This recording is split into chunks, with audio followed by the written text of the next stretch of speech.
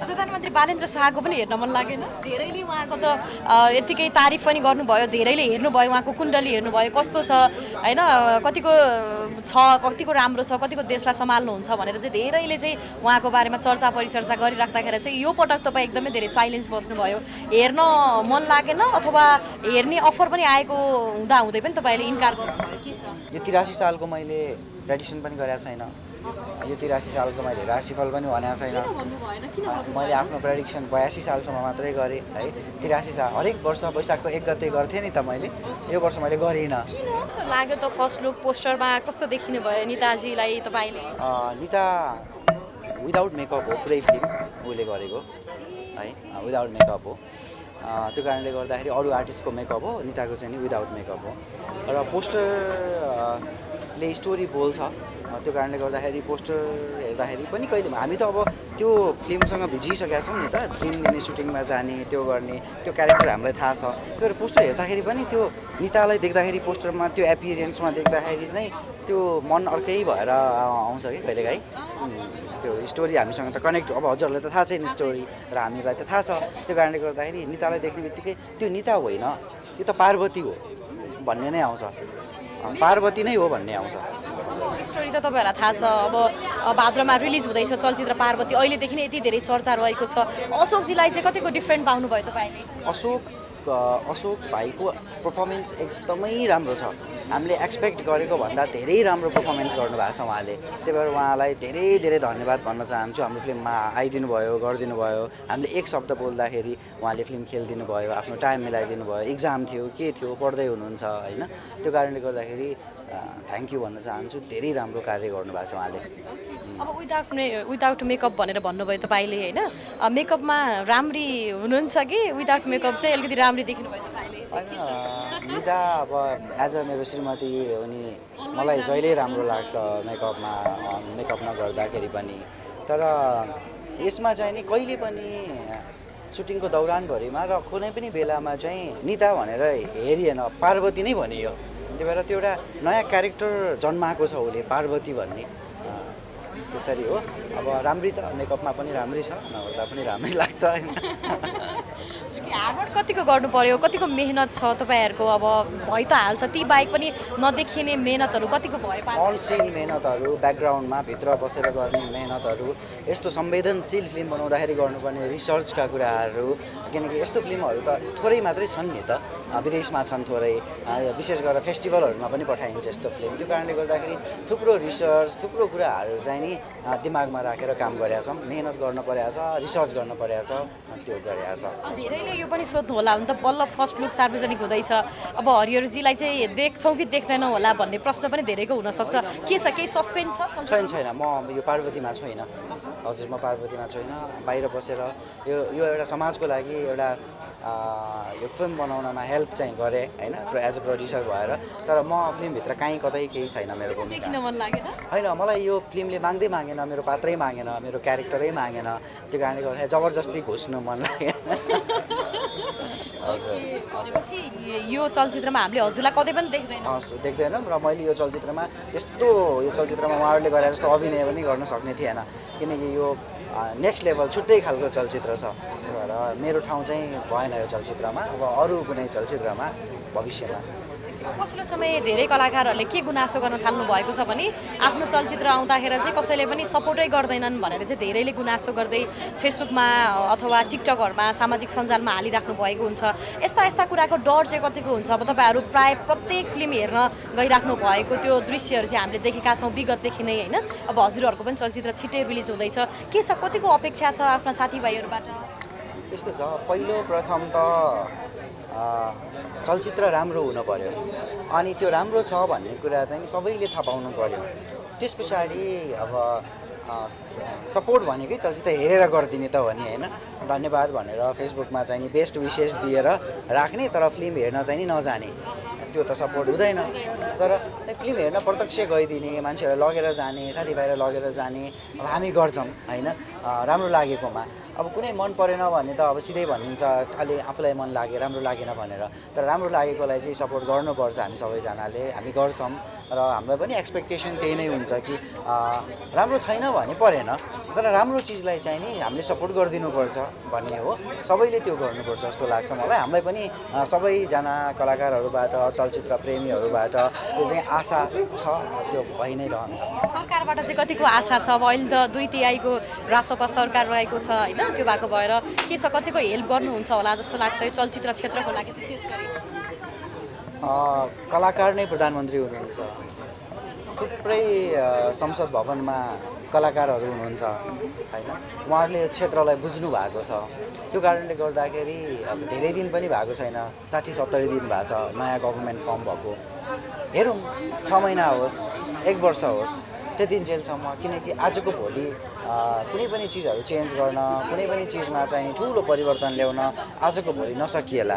त्यो कारणले गर्दाखेरि समय चाहिन्छ, टाइम सबैभन्दा इम्पोर्टेन्ट हो। त्यो कारणले गर्दाखेरि हामी अहिले तत्काल केही समय कुर्दै जाऊँ। मलाई धेरै एक्सपेक्टेसन छ यो गभर्मेन्टबाट, उहाँहरूले चलचित्र क्षेत्रलाई, खेलकुदलाई, यो इन्टरटेनमेन्टको लागि यो चिजहरूलाई राम्रो सपोर्ट गर्नुहुन्छ भन्ने आशा छ।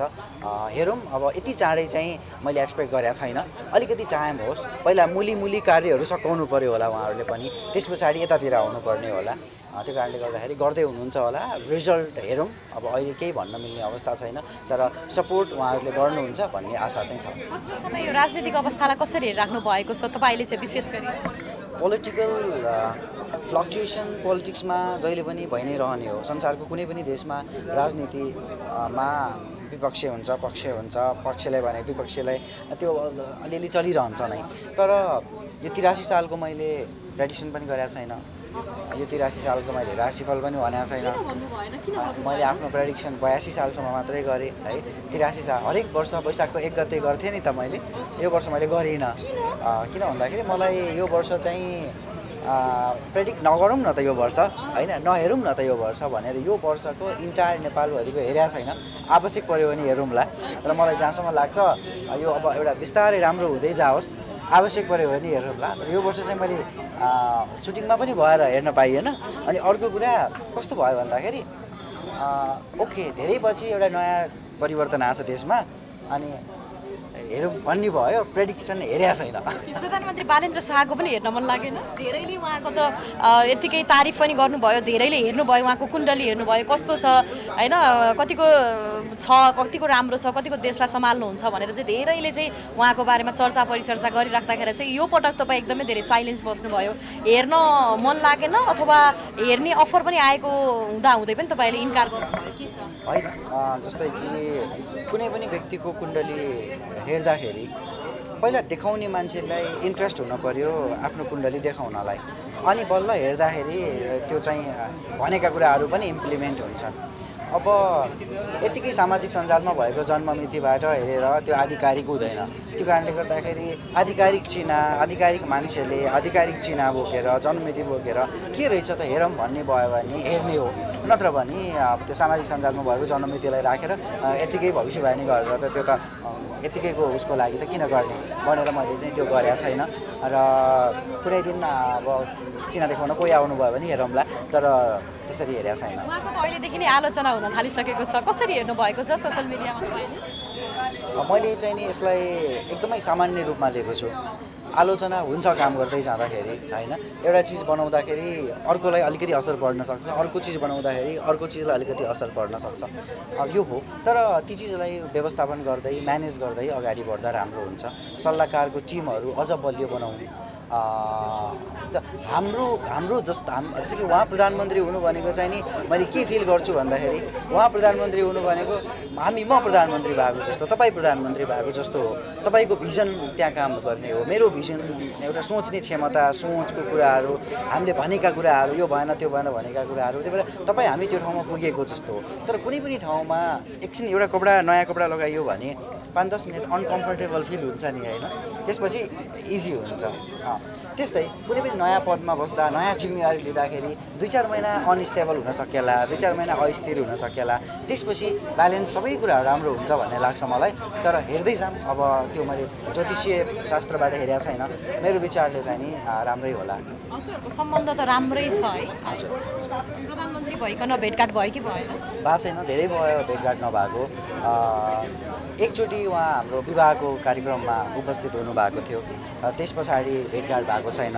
उहाँ आफ्नै कार्य व्यस्ततामा बिजी हुनुहुन्छ होला, हामी आफ्नै काममा व्यस्त छौँ। कुनै दिन भगवान्ले जुराउनु भयो भने भेट होला। के सन्देश दिन चाहनुहुन्छ प्रधानमन्त्री बालेन्द्र शाहलाई? बेस्ट अफ लक, शुभकामना। अनि मनमा पाप छैन उहाँको भन्ने लाग्छ मलाई। राम्रोसँग अगाडि बढौँ, अगाडि बढ्न दिउँ सबैजनाले, हेरौँ, सपोर्ट गरौँ।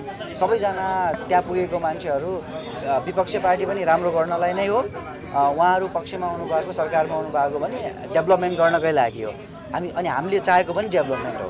सबैजना हामी राम्रो विकासको लागि नै झगडा गरिरहेछौँ होइन, त्यही भएर राम्रो चिजको लागि झगडा गरिरहेछौँ। कतिपय कुराहरू हामी भगवान् होइनौँ, उहाँहरू भगवान् होइन, कतिपय कुराहरू मिस्टेक होलान्, कतिपय कुराहरूमा आलोचना होला, तर इमिडिएटली केमा मिस्टेक भयो, के आलोचना भयो भनेर थाहा पाएर त्यसलाई माफी मागेर सच्याएर अगाडि बढ्नु पर्यो। अन्ततः देश विकास हुन पर्यो, यति हो। हजुरलाई चाहिँ राजनीतिमा इन्ट्रेस्ट छ कि छैन? राजनीतिमा इन्ट्रेस्ट छ मलाई, पोलिटिक्समा इन्ट्रेस्ट छ, डेभलपमेन्ट विकासमा इन्ट्रेस्ट छ होइन। कसरी राम्रो गर्न सकिन्छ भन्ने कुराहरू हामी साथीभाइ बस्छौँ, सल्लाह गर्छौँ। एज अ सांसदको रूपमा हामीले केही वर्षपछि हजुरलाई पाउँछौँ कि पाउँदैनौँ? त्यो अनिश्चित हो होइन, थाहा छैन। अब भोलि दिमाग के हुन्छ, सोच के हुन्छ, त्यो कारणले गर्दाखेरि भन्न सकिँदैन अहिले केही पनि। तर जे होस् अलिकति चान्सै हाई छ हजुरको। भन्न सकिँदैन। इन्ट्रेस्ट कुनै पनि चिजलाई राम्रो गरौँ, प्रोग्रेस गरौँ, विकास गरौँ भन्ने इन्ट्रेस्ट भएको मान्छे हो। भिजन हामीले क्रिएट गरेका छौँ, थुप्रै चिजहरू कसरी के गर्दाखेरि राम्रो होला भन्ने सरसल्लाहहरू गर्न सकिन्छ, दिन सकिन्छ, गराउन सकिन्छ।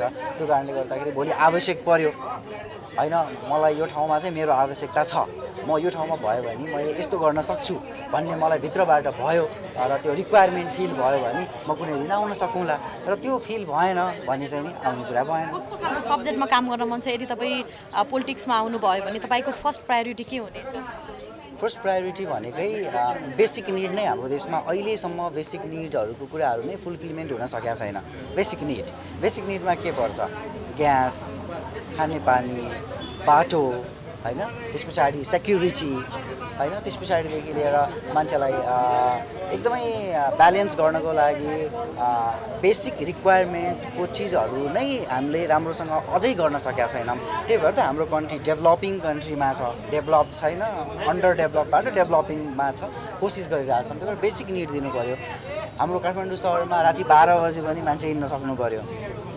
5 रुपियाँ तपाईँको खस्यो भने पनि त्यो 5 रुपियाँ कहाँ खस्या छ भोलिको दिनमा गएर पनि तपाईँले भेट्टाउन पाउनु पऱ्यो। बाइकै हराइरहेको छ मान्छेहरूको। त्यही भएर सेक्युरिटी मोस्ट इम्पोर्टेन्ट हो। हामीले लगाउने गरगहनादेखि लिएर मान्छेकै सेक्युरिटीदेखि लिएर सामानको सेक्युरिटी मोस्ट इम्पोर्टेन्ट हो। अर्को मैले देखेको मेजर प्रब्लम भनेको चाहिँ नि, अहिले त हामी काठमाडौँमा बसेका छौँ नि, त्यही भएर काठमाडौँको बारेमा धेरै थाहा छ। यो खोलामा ढलको पानीको म्यानेजमेन्टका कुराहरू होइन, ती चिजहरूलाई म्यानेज गर्नुपर्छ होइन। जस्तै कि थुप्रै कुराहरू छन्। अब अहिले यो सानो बाइटमा मैले सबै कुराहरू भन्न नसकौँला, तर दिमागमा भएका कुराहरू धेरै छन्। ती कुराहरू हामीले मिलाउन सक्नुपर्छ। बेसिक निड चाहिँ मान्छेको फुलफिल हुनु पर्यो। अनि त्यस पछाडि हो अरू ठुला बिल्डिङ बनाउने, कन्स्ट्रक्सन गराउने, ठुला चिजहरूमा हामी जाने। तर हामी अहिले बेसिक निडमै छौँ, बेसिक रिक्वायरमेन्टै फुलफिल गराउन सक्नुपर्छ भन्ने कुरा हो। अब हामी फेरि पनि पार्वतीकै अन्य प्रोग्रामहरूमा भेट्नेछौँ र तपाईँलाई हामीले छिट्टै राजनीतिमा देख्न पाइयोस्, किनभने हजुर जतिको व्यक्तित्व राजनीतिमा आवश्यक छ जस्तो लाग्छ। आवश्यक कुनै दिन पर्यो भने सबैले जस्तै कि आवश्यक पर्यो भने अगाडि बढौँला। तर अहिले आवश्यकता छैन हाम्रो। अहिले हामी मनोरञ्जनको क्षेत्रमै छौँ, ज्योतिषशास्त्रको क्षेत्रमै छौँ। आफ्नै ज्योतिषशास्त्रको क्षेत्रमा पनि 1-2टा काम गर्दाखेरि कहिलेकाहीँ आलोचना ब्याकल्यास भइरहेकै हुन्छ होइन। त्यो कारणले गर्दाखेरि हरेक क्षेत्रमा त्यो हुन्छ। बिस्तारै अगाडि बढ्दै जाउँला। अहिलेलाई धेरै धेरै धन्यवाद। Thank you so much. Thank you.